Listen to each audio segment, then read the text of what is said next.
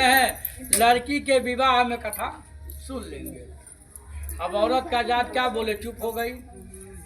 अब भगवान इधर मुस्कुराए, कुछ दिन में ही उसकी लड़की को सयानी कर दिया। जब व्यापार करके कुछ साल बाद आया तो लड़की को सहेलियों के साथ खेलते हुए देखा तो उसे लगा कि लड़की सयानी हो गई है, इसका विवाह कर देना चाहिए। क्योंकि आज से कुछ साल पहले लड़कियों की शादी 9 साल 11 साल पे लोग कर देते थे, यानी छोटे पे ही शादी हो जाती थी।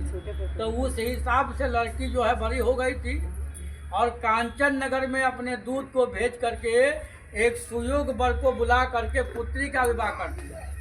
लेकिन भगवान के कथा को फिर भी नहीं सुना, क्योंकि मान लीजिए लोग यहाँ बैठे हैं और जिसका मन यहाँ पे होगा वही सुनेगा, और किसी का मन घर पे है और इसलिए आया है कि भाई निमंत्रण मिला है, नहीं जाएंगे तो आंटी की नाराज हो जाएंगे, तो यहाँ पे होकर के भी कोई लाभ नहीं ले पाएगा, क्योंकि उसका मन तो उसके घर पे लगा रहेगा। इसलिए मन को अपने घर से छोड़ दीजिए, यहाँ पे आइए तो यहाँ पे मन लगाइए। काम को घर पे छोड़िए, मन को यहाँ लाइए। शरीर के साथ मन को लाकर के भगवान की जो कथा सुनेगा उसी को लाएगा। तो इन्होंने कहा कि विवाह में सुनेंगे, विवाह में भी नहीं सुने, और दामाद को लेकर के व्यापार करने के लिए राजा चंद्रकेतु के दरबार में रत्नसार नगर में चले गए। भगवान कहे कि लगता है मौका मिलेगा। कुछ दिन तक तो अच्छा रहा, लेकिन एक दिन भगवान को मौका मिल गया। राजा के से चोर सामान चुरा के भाग रहे थे।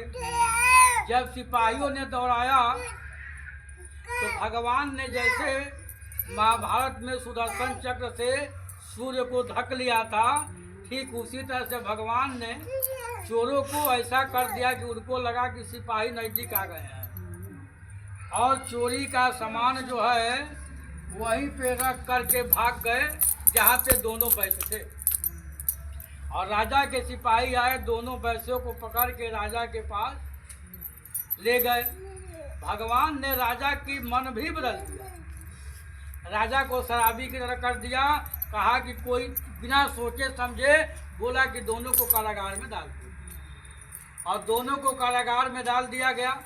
और इधर इलावती का भी, माँ बेटी का भी बड़ा बुरा हाल हो गया। पूत बढ़े पिता के धर में, खेती उपजे अपना कर्म, माँ बाप का किया हुआ कर्म बच्चों को भोगना पड़ता है, यही सत्य है।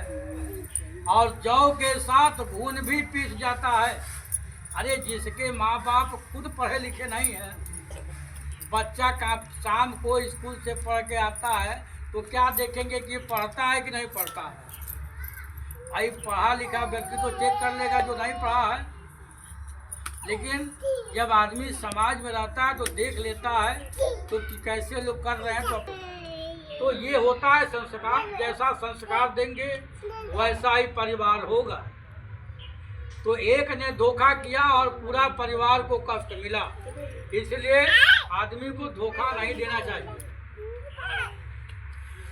जिसके घर पे नौकर चाकर थे, दूसरे के घर पे भिक्षा मांगने के लिए चली गई। एक दिन कलावती किसी ब्राह्मण के घर भिक्षा मांगने के लिए गई थी। आते समय जो है कथा शाम को ऐसे हो रहा था, कथा समाप्त होते होते अंधेरा हो गया। माँ नाराज हो गई, बोली हे बेटी इतनी रात को कहाँ से आ रही हो, तुम्हारे मन में कोई बात हो तो बताओ। लड़की ने कहा कि हे माँ मैं कहीं घूमने नहीं गई थी, एक ब्राह्मण के घर पे गई थी जहाँ पे कथा हो रहा था, और वहीं से प्रसाद को लेकर के आ रही।